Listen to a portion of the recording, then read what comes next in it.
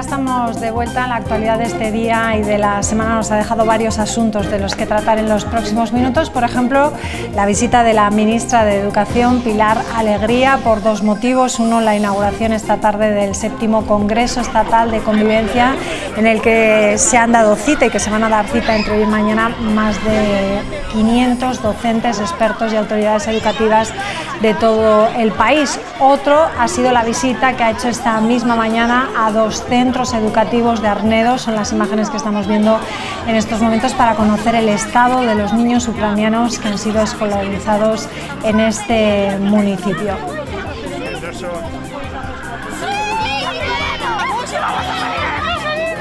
Arnedo, que ha sido el primero de todos los municipios en La Rioja en escolarizar a estos menores que han venido huyendo de la guerra. Vamos a hablar, por lo tanto, de ese congreso. Vamos a dar la bienvenida a Inmaculada Ortega. ¿Qué tal? Buenas noches. Bienvenida. Muy bien, encantada. Está también Esther Herranz. Buenas noches. Bienvenida como noches. Siempre. Y Diego Ubis. ¿Qué tal? ¿Cómo estás?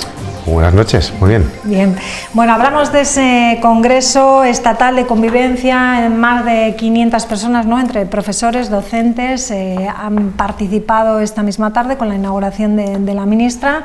Un dato muy positivo, ¿no?, pensar en eso, en la convivencia en las aulas, ¿no?, mirando al futuro, ¿no?, por la convivencia que nos toca. La verdad es que es muy necesario, es decir, la escuela no solamente es un lugar de aprendizaje, es un lugar de educación integral, y la convivencia no se puede mirar solo como el castigo que se recibe cuando algo se hace mal, el expediente, la expulsión, sino que va muchísimo más allá. La convivencia es colocar a un centro con una base suficientemente positiva como para poder educar, y que además pues los alumnos sean alumnos felices, que se educan también, bueno, con criterios positivos, y de todo eso trata el Congreso estos días. Importante, ¿no? Se cambia el nuevo decreto en La Rioja, ¿no? Cambia eso, ¿no? Evitar los castigos por pues reforzar de forma positiva la... Viene a ser un poco lo que en salud sería lo que antiguamente era curar la enfermedad, y lo que ahora es otro paradigma, que es prevenir y tener una vida saludable. Pues en materia de convivencia se cambiaría la parte punitiva de que serían las sanciones respecto a comportamientos inadecuados por la prevención, que es el establecimiento de ese clima de convivencia que permite prevenir las situaciones. Además se introduce el acoso, se introduce el tema de violencia de género, es decir, nuevas formas de conflictos y cómo abordarlos. Esther. Está bien, yo creo que la educación tiene que ser integral. Una parte es en las familias y otra parte, por supuesto, es en el sitio donde socializan los niños, que es precisamente el aula, y es ahí también donde hay que fomentar los valores integrales y valores que todos podemos compartir, de respeto. Y hablando de respeto y hablando de compartir y hablando de oportunidades, pues hay que decir también que, esperando a la ministra, estaba la plataforma Yo elijo mi cole, que somos las familias de la concertada, que no estamos precisamente satisfechas de las oportunidades que se están dando a las familias de elegir el centro educativo que quieren para sus hijos. Y yo estoy con ellos, soy una más. Somos muchos los padres que nos sentimos agraviados con las decisiones que está tomando el Gobierno de La Rioja con respecto a la concertada, que también es un lugar, quiero decir que son dos itinerarios, y todo el sistema, tanto el público como el privado, tienen que estar correctamente dotados y tienen que estar perfectamente adaptados para que las personas, las familias, elijan libremente los colegios en los que quieren educar a sus hijos. Y a mí me parece que tienen los dos valores suficientes como para ser dotados económicamente y con todos los medios que merecen, tanto la pública como la privada, pero en este caso yo desde luego desde aquí denuncio la situación en la que se encuentra la concertada en La Rioja. En ocasiones, además, ha sido duramente criticada la concertada, y yo creo que de una forma absolutamente injusta. Los mismos valores, y esos valores que todos compartimos y que se tienen que tener en casa y que se tienen que tener en los centros escolares, los tienen tanto la red pública como la red privada. Bueno, nos hemos desviado un poquito del tema. Estábamos hablando del Congreso, pero sí que es cierto que bueno, han aprovechado esta mañana, sí que han dado también una rueda de prensa, la plataforma, diciendo eso, quejándose de la discriminación que tienen con la pública, y efectivamente han aprovechado la visita de la ministra para que les hagan caso, pero no han tenido la oportunidad de hablar con la ministra ni con el Consejo de Educación. Dos temas. El primero, el Congreso, totalmente bienvenido, a favor. Creo que sí que hay un problema que no se habla mucho, que creo que se ha roto un poco pues esa unión que había entre la educación en casa y la educación en el colegio, que había una línea más o menos homogénea. Pues creo que igual desde las familias se dejó un poco esas funciones, ¿no? Y se volcó mucho en el colegio y hemos visto pues como eso ha sido malo, ¿no? La labor educativa en el colegio terminaba ahí, en la puerta del colegio, y no se continuaba en casa, y creo que ha sido malo. Y creo que se han pedido muchos referentes en cuanto a referentes de ser y de tener en el colegio unos maestros firmes, y que tú tuvieras ahí una autoridad que creo que sigue siendo necesaria. Porque se ha perdido eso en casa y no creo que sea bueno que se pierda en el colegio. Está muy bien la teoría en cuanto a no vamos a castigar, vamos a intentar pues eso, la psicología y llevarlo por otros caminos, pero creo que no se puede perder, porque se dejó esas funciones en casa y no se pueden también dejar en el colegio. Yo no estoy a favor de que se eduque más laxamente en los colegios, ¿no? Creo que en algunos momentos también es bueno el castigo, también es bueno el suspenso, también es bueno los deberes. O sea, creo que hay que educar en el esfuerzo y educar en la responsabilidad, y en ciertos momentos creo que estamos relajando también esa labor educativa en los colegios. Y la segunda parte, ¿no? También. Sí, estoy absolutamente de acuerdo. A ver, a mí me parece que en lo que hemos empezado a hablar, y por centrarnos, que es el tema de la convivencia, cuando llega el proceso de inmigración, de llegada a España y a La Rioja, pues estamos hablando entre hace 20 y 10 años, y ahora mismo nos encontramos con una variedad en los colegios enorme de maneras de pensar. Y da lo mismo que sea en la concertada que en la pública. Hablemos de alumnos. Los niños son muy distintos en manera de pensar, de entender la vida, de cómo vienen de sus casas, cada uno con unos valores, de que hay un tanto por ciento importante cuya lengua materna no es ni siquiera el español, es decir, que vienen de culturas muy diferentes. Y eso, lo que pretende este congreso, y cada vez que hablamos de convivencia, es integrar de la manera más positiva posible para el beneficio educativo de cada uno de los alumnos toda esta enorme diversidad. El decreto, que lejos, Diego, de ser ni laxo ni dejar castigos, no, todo lo contrario, el decreto lo que intenta es favorecer desde la convivencia una adecuada educación, lo cual no significa dejar de lado los valores. La CONCAPA va a participar como la CEAPA, bueno, aquí sería la FAPA que llamamos, y la CONCAPA van a participar en el diseño del decreto, que está ya el borrador, que es lo que hoy se nos ha explicado, porque lo que se quiere es que haya una participación de padres y de profesores muy importantes. Es que al final, si no hay una implicación de toda la comunidad educativa, las cosas no salen adelante en educación. Yo he estado 42 años trabajando y os aseguro que solo lo que se hace estando de acuerdo, la mayor parte al menos de la comunidad educativa, sale adelante. ¿Sirve de mucho hacerle a un alumno un expediente porque haya sido disruptivo en el aula, porque te haya machacado un día la clase y lo hayas expulsado? Pero si va a estar muy feliz 4 días en casa, no hago nada. Es decir, todas esas cosas sirven para algo o no, eso hay que cuestionarse. ¿Cómo prevenimos? ¿Cómo educamos emocionalmente a ese alumno? Cuando se le ha expulsado y vuelve al aula, ¿nos hemos preparado para que vuelva? ¿O va a volver y va a volver a hacer lo mismo? ¿Hemos pensado cuáles son las razones? Todo eso es convivencia también, y de verdad que es apasionante.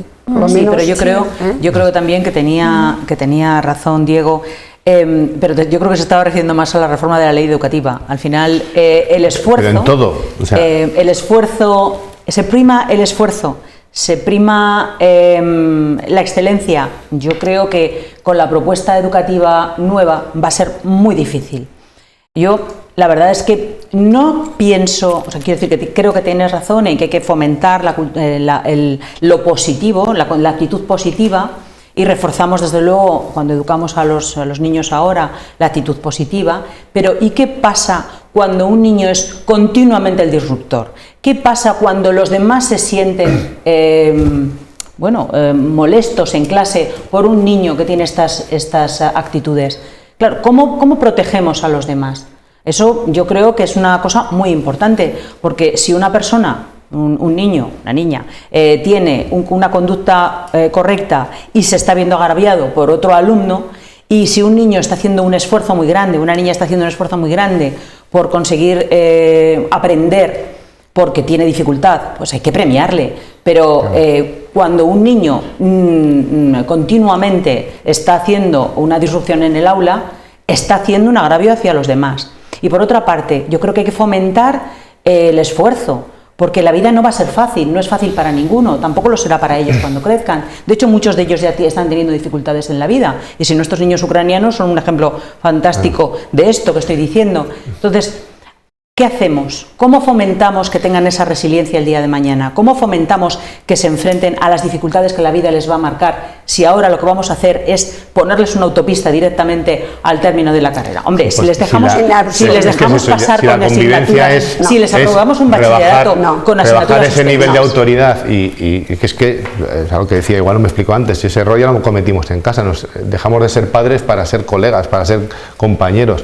Y si hacemos lo mismo con los profesores, si al final en pro de esa convivencia y de ese buen rollo en clase lo vamos a convertir, vamos a quitar esa figura de referencia, tiene que ser esa referencia de esa autoridad, y si yo me porto mal, al final tengo que saber que ese comportamiento va a tener unas consecuencias y va a tener un castigo. O sea, el buen rollismo, y si empezamos con el buen rollismo, con rebajar los niveles educativos, la cultura del esfuerzo que desaparece, pues creo que estamos dando pasos para atrás en la educación. Es que por mucho que pensemos, esto lo hacemos para que haya mejor integración, pues para que la gente esté...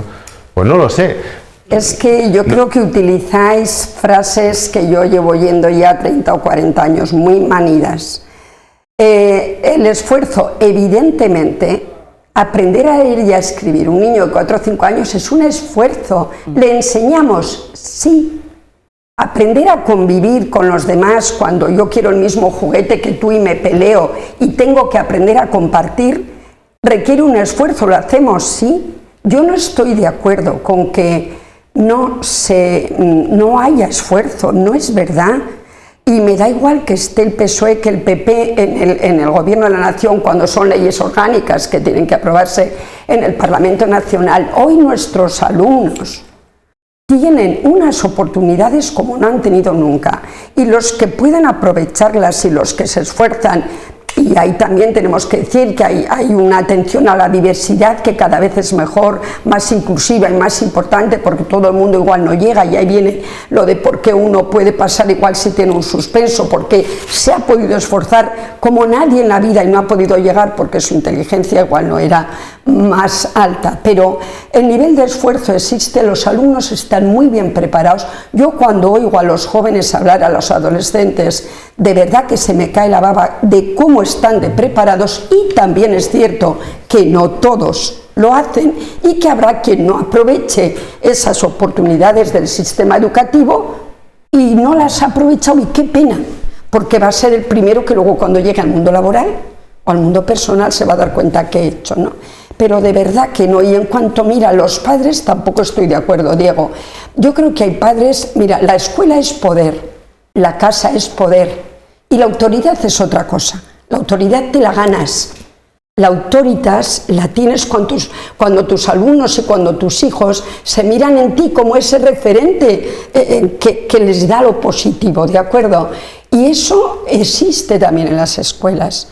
existe, tú eres docente y seguro que tienes autoridad, y tú eres padre, a que con tus hijas también la tienes, y no tienes que castigar salvo cuando no queda otro remedio, que habrá veces que no hay más remedio que decir, mira, esto lo cual no significa ni castigo físico ni nada de pero esto. tienes esa herramienta. Luego yo creo que la educación cada vez está mejor. Creo que la convivencia lo único que hace es situar en la escuela que hoy tenemos y en los institutos que hoy tenemos la convivencia como se tiene que hacer, porque lo que se hacía hasta ahora había fracasado y hay que ponerlo de otra manera y en otro nivel, y que desde luego la comunidad educativa, y perdonar que me extienda, me cayó, tiene que poder hablar, y yo entiendo lo que decís, pero a mí me suena muy viejo, de verdad. No es así como está la A mí hay educación otro ahora. aspecto que me llama la atención. El 11% de los jóvenes de entre 15 y 24 años presentan síndromes depresivos. Pero eso ha venido debido a la pandemia.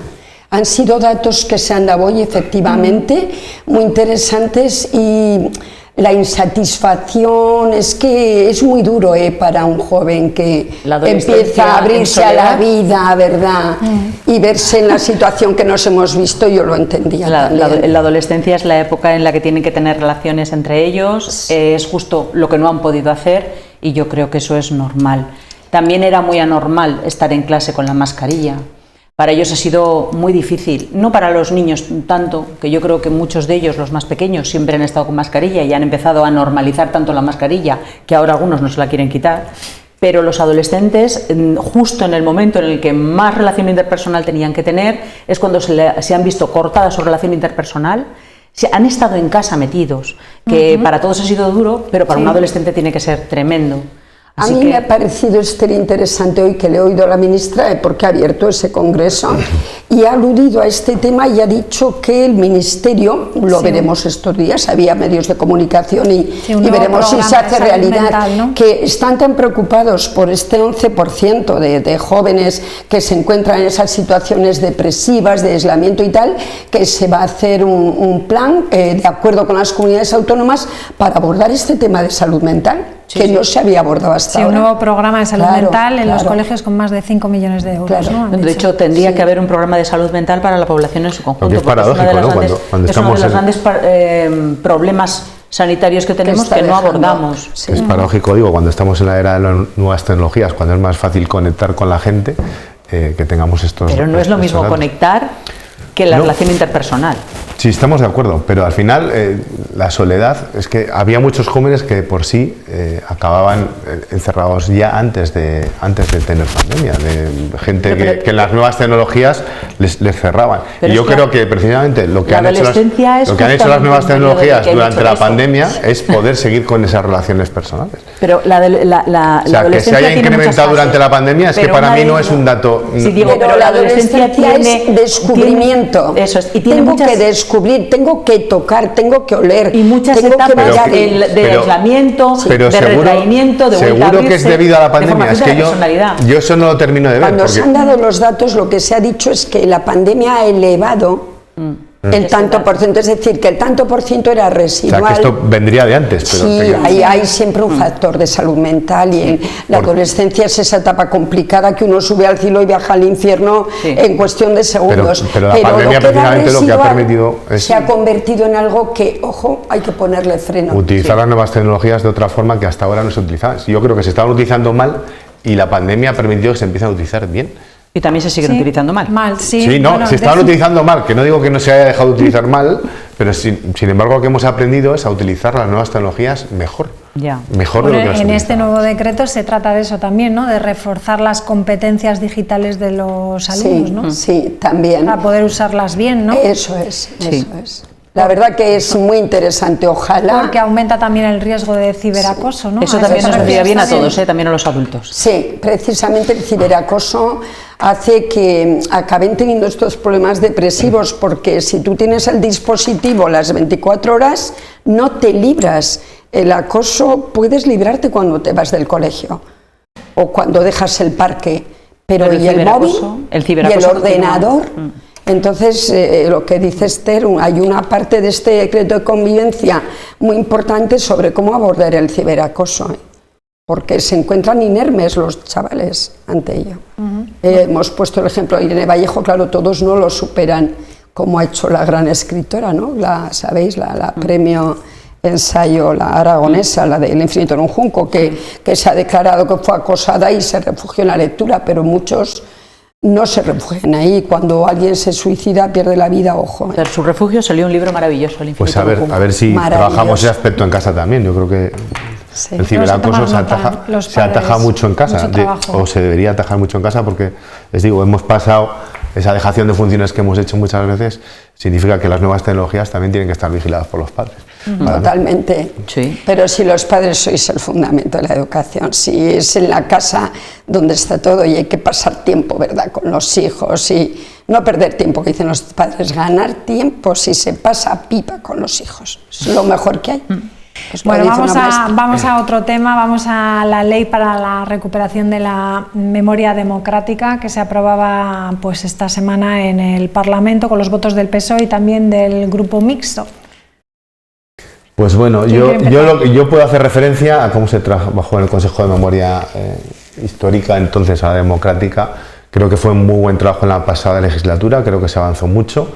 Y igual que en la educación, creo que en esta ley hay un componente ideológico claro, más cuando deja fuera a una parte de las víctimas, ¿no? Yo creo que el trabajo que se hacía en el Consejo se podía haber continuado. Creo que hay muchas vías, sobre todo en cuanto a la reparación y en cuanto a eliminar vestigios, en cuanto a esas mapas de fosas, identificar a muchos fallecidos que lamentablemente siguen sin poder ser sepultados o encontrados por sus familiares. Creo que se estaba trabajando en ese aspecto y creo que es por donde había que seguir trabajando. Creo que ahora crear una ley con un claro componente ideológico lo único que hace es ahondar más en la división que estamos viendo en los últimos tiempos y creo que aquí el PSOE ha perdido, bueno, se ha vuelto a echar en brazos de la izquierda radical y creo que ha pedido una oportunidad en seguir trabajando en algo en lo que estábamos todos de acuerdo, o en estos últimos 4 años en los que yo trabajé en ese consejo,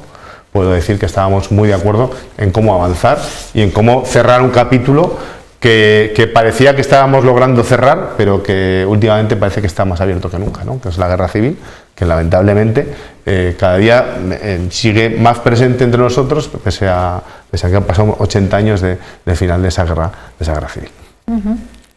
Estoy absolutamente de acuerdo.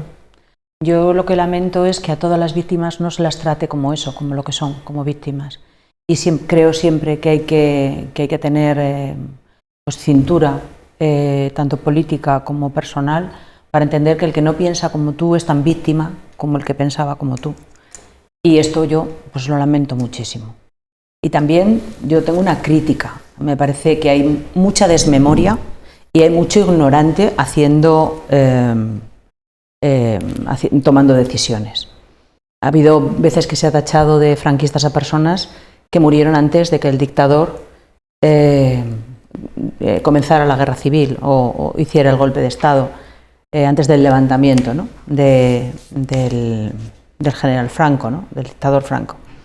Y, por ejemplo, aquí tenemos una calle a la que le hemos cambiado el nombre precisamente por una desmemoria. Y luego ha habido muchas veces en las que personas, militares, que eran muy antiguos, mucho más antiguos del siglo XIX, han perdido su calle en muchos puntos de España, precisamente por la ignorancia de alguna persona que ha pensado que por ser un general ya tenía que ser un franquista. Luego, por tanto, yo no sé si es que no se ha querido contar con la Academia de la Historia o no se ha querido contar con historiadores cuando se han tomado decisiones políticas apresuradas para ser el primero de la lista en ponerse en decir yo ya cambio. Yo creo que hubiera sido interesante continuar con lo que teníamos. No creo que fuera la mejor ley del mundo, pero bueno, teníamos una ley consensuada y no entiendo este golpe de tuerca, a menos que, como bien dice Diego, se deba a una presión de la izquierda radical que está sosteniendo este gobierno y que, por tanto, pues de la misma forma que tiene que tener a una diputada tránsfuga como consejera, pues tiene que tener también contenta a otra diputada de Izquierda Unida que solamente tiene un sectarismo absoluto y hay que tenerla contenta para que el gobierno continúe. Y no le veo otra explicación. Inmaculada, va para ti.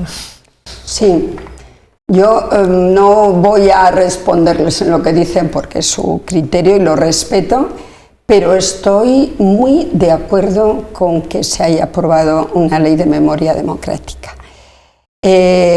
Si el final de la guerra civil hubiera sido otro, como el final de la Segunda Guerra Mundial fue otro, afortunadamente, se habrían solventado los temas relativos al dolor, a la reparación, a la memoria, a los caídos, a los tumbados, en fin.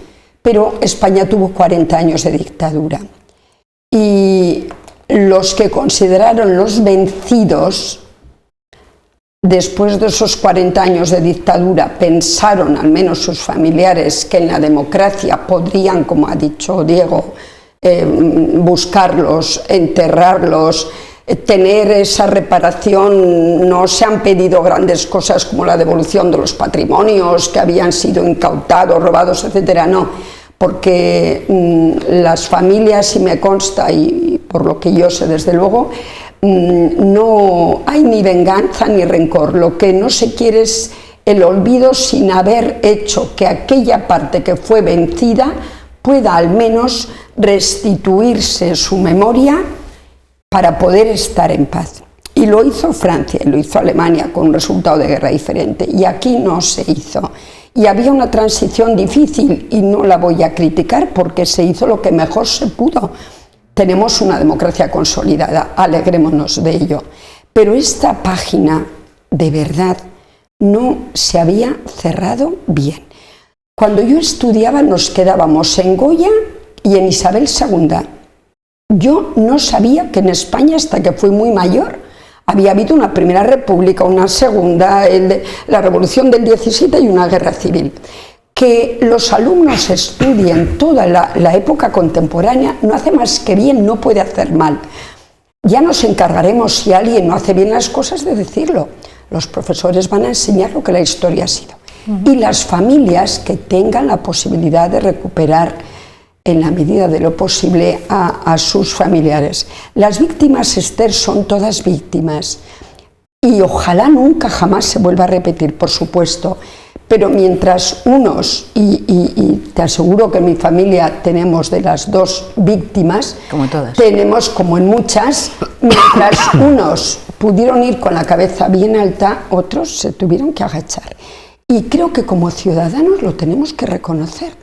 Y esos que se agacharon tienen que ir con la cabeza bien alta y pasamos la página cuando vayan con la cabeza bien alta. Por eso para mí, que puedo entender que nos guste la ley, todas nos gustan, no, era necesaria. Me voy a quedar en que era necesaria. Inmaculada, sí, una cosa, pero has dicho que aquí has mencionado a Francia, has mencionado a Alemania. Mira, yo te voy a decir que el resultado de la Segunda Guerra Mundial también trajo muchas dictaduras comunistas. Estonia, Letonia, Lituania, Yugoslavia, que ahora está dividida en tantos países, la República Checa, la República Eslovaca, que eran una única república, Checoslovaquia, que también era una dictadura comunista. Todos estos países, cuando han hecho la transición a la democracia, que la han hecho mucho más recientemente, lo han hecho además desde el dolor, porque yo he escuchado testimonios de alguna representante en el Parlamento Europeo que ha nacido en un gulag porque sus padres habían sido allí llevados por la dictadura comunista, porque eran personas liberales que no comulgaban con el régimen, y ellos han hecho una transición en la que no están, digamos, machacando continuamente, sino que están haciendo se están superando a sí mismos para continuar. No echar la vista atrás, no volver otra vez a aquellos dramas y aquellos dolores, sino que aquellos dramas y aquellos dolores los han utilizado para mejorar su sociedad, no para regodearse en la absoluta miseria en la que les llevó las dictaduras comunistas de los países del este. Y a mí me parece que es, desde luego, un ejercicio absoluto de generosidad, desde luego, y de inteligencia, y además de resiliencia, porque si estamos toda la vida centrados en la España del 36 al 39, o digamos hasta el 75, no vamos a avanzar, tenemos que continuar. Ahora, yo nací en el año 69, cuando murió Franco yo era una niña. Sinceramente, tengo recuerdos muy vagos de aquello. A mí lo que me han contado en mi casa, lo que he estudiado en los libros, pero a mí me interesa ahora muchísimo muchísimo, qué va a ser de nosotros de aquí a 10 años, cómo vamos a salir adelante de una crisis económica, cómo vamos a hacer para mejorar, no estar todo el día diciendo porque usted... A mí me parece muy antiguo esto sí que me parece antiguo. Decías que el discurso que decíamos de educación es antiguo, a mí lo que me parece antiguo es estar continuamente dándole vueltas de tuerca a lo mismo. Ya teníamos una ley que funcionaba, ya se reconoce, absolutamente. Quiero decir que entiendo que las personas a las que asesinaron, sus familias, estén amparadas por una ley, ya la teníamos. Entiendo también que haya resquemor en algunas personas que todavía están vivas de aquello porque lo han sufrido muy fuerte. Pero hemos tenido, por una parte, a la cultura haciendo películas sobre la guerra, hemos tenido a los estudiosos haciendo tesis doctorales sobre la guerra, sobre la dictadura. Hemos hecho un gran esfuerzo durante décadas para informar a la población. Los libros de texto lo recogen absolutamente, se da en clase con absoluta normalidad. Yo creo que esta generación ya, y no digo ya de los millennials en adelante, esto ya lo tienen más que superado, lo tienen absolutamente entendido ya. Nos respondes brevemente y terminamos con Diego. Mira, muy brevemente, precisamente esta ley pone ese punto final necesario. La vida no se centra en esta comunidad autónoma ni en ninguna en las leyes de memoria histórica, pero las leyes de memoria histórica son necesarias y ponen ese punto final. Alegrémonos. Yo creo que y a partir de ahí que se cumpla, hay un interés en seguir volviendo a aquello. Se volverá. Y ojalá, ya voy a cerrar, sí. Y ojalá, lo que decías tú, esa gente que ha tenido que ir con la cabeza agachada, el PSOE hiciera lo mismo en Cataluña y en el País Vasco, que donde todavía sigue habiendo gente que tiene con la cabeza agachada. No te lo voy a permitir, el PSOE no te con lo la cabeza permito. agachada Y tenemos un partido de gobierno el que permite ciertas cosas en el País Vasco y que da ventajas y beneficios. Perdona, hubo un ministro del PSOE que acabó con ETA. Por favor, respeta al PSOE como partido. Haciendo homenajes, y hay gente en el País Vasco que sigue con la cabeza agachada. Soy la sociedad española sigue con la cabeza agachada como y creo que no hacemos nada bien. No me digas que hacemos mal a las víctimas, no es. Unos problemas lo que lo siento, Diego, que no queráis que sea un punto de encuentro. No sabes lo que yo lo siento. Que yo no, si yo he trabajado y si siguiera ahí, trabajaría en lo que creo que hay que hacer. Además, que damos por consolidada una democracia que si algo nos ha demostrado Ucrania es que no lo es. Es que no lo es. Y cualquier día, si seguimos por el camino de la división, podemos acabar muy mal. Precisamente por eso hay que trabajar. Hay que trabajar adelante en eso. Juntos. Y ya lo de las víctimas, por favor, lo de ETA, dejarlo se ya. Dice, se dice que hubo gente que tuvo que ir durante 40 años de dictadura con la cabeza agachada, y yo digo que hay gente en 2 comunidades autónomas de este país que a día de hoy siguen con la cabeza agachada. Y siguen siendo víctimas. Lo vamos a tener que dejar aquí porque es una pena, porque esto tenía que ser un punto de encuentro, nunca de desencuentro, pero quizás más adelante. Exactamente, más adelante. Bueno, lo dejamos aquí, este es un tema que podríamos hablar más adelante, en otra ocasión. Inmaculada, Esther, Diego, muchísimas gracias como siempre y feliz semana. Nos vamos, volvemos mañana sobre las 8:30 de la tarde. Adiós. Hola.